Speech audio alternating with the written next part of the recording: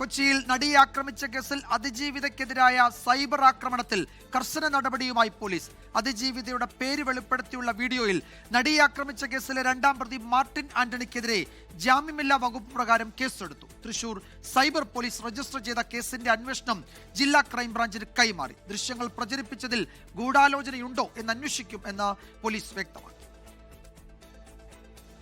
നടിയെ ആക്രമിച്ച കേസിൽ അതിജീവിതയ്ക്കെതിരെ തുടർച്ചയായുള്ള അപവാദ പ്രചാരണത്തിൽ കർശന നടപടിയുമായി മുന്നോട്ടു പോകാനാണ് സർക്കാർ തീരുമാനം. സൈബർ ആക്രമണങ്ങളിൽ കഴിഞ്ഞ ദിവസം നേരിട്ട് അതിജീവിത മുഖ്യമന്ത്രിയെ കണ്ടു നൽകിയ പരാതിയുടെ അടിസ്ഥാനത്തിലാണ് അതിവേഗ നടപടി.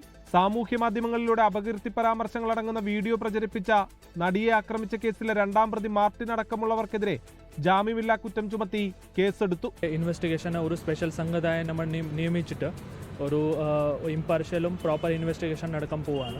ഇതിൻ്റെ അകത്ത് ഈ വീഡിയോ പ്രൊഡ്യൂസ് ചെയ്ത ആൾക്കാർക്ക്, വീഡിയോ ഷൂട്ട് ചെയ്ത ആൾക്കാർക്ക്, അതിൻ്റെ കൂടെ തന്നെ അതിൻ്റെ സർക്കുലേഷനും ഡിസ്ട്രിബ്യൂഷൻ ചെയ്ത ആൾക്കാർക്ക് ആർക്കാണ് അതെല്ലാം നോക്കിയിട്ട് അത് ബന്ധപ്പെട്ട് നമുക്ക് കൃത്യമായിട്ട് ലീഗൽ നടപടികൾ എടുക്കാൻ പോവാണ്.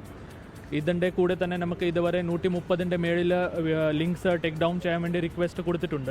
തൃശൂർ സൈബർ പോലീസിൽ രജിസ്റ്റർ ചെയ്ത കേസിന്റെ അന്വേഷണം ജില്ലാ ക്രൈംബ്രാഞ്ചിന് കൈമാറി. സാമൂഹ്യ മാധ്യമങ്ങളിലൂടെ പ്രചരിച്ച വീഡിയോകളും അപവാദ പ്രചാരണങ്ങളും ഒഴിവാക്കാൻ അന്വേഷണ സംഘം ഇതിനോടകം തന്നെ യൂട്യൂബ്, ഫേസ്ബുക്ക്, ഇൻസ്റ്റഗ്രാം അധികൃതർക്ക് നോട്ടീസ് നൽകി. സാമൂഹ്യ മാധ്യമങ്ങളിൽ നിന്നും അതിജീവിതയെ അപകീർത്തിപ്പെടുത്തുന്ന ലിങ്കുകൾ റിമൂവ് ചെയ്യണമെന്ന് കാട്ടി 27 പേർക്കും നോട്ടീസ് നൽകിയിട്ടുണ്ട്. 24 തൃശൂർ. ലോകത്തെവിടെയായാലും ഏത് സമയത്തും 24 വാർത്തകളും ഓഗ്മെന്റഡ് റിയാലിറ്റി പാക്കേജുകളും എക്സ്പ്ലെയിനറുകളും വിശദമായി കാണാൻ ഞങ്ങളുടെ യൂട്യൂബ് ചാനൽ നിങ്ങൾക്ക് സബ്സ്ക്രൈബ് ചെയ്യാം.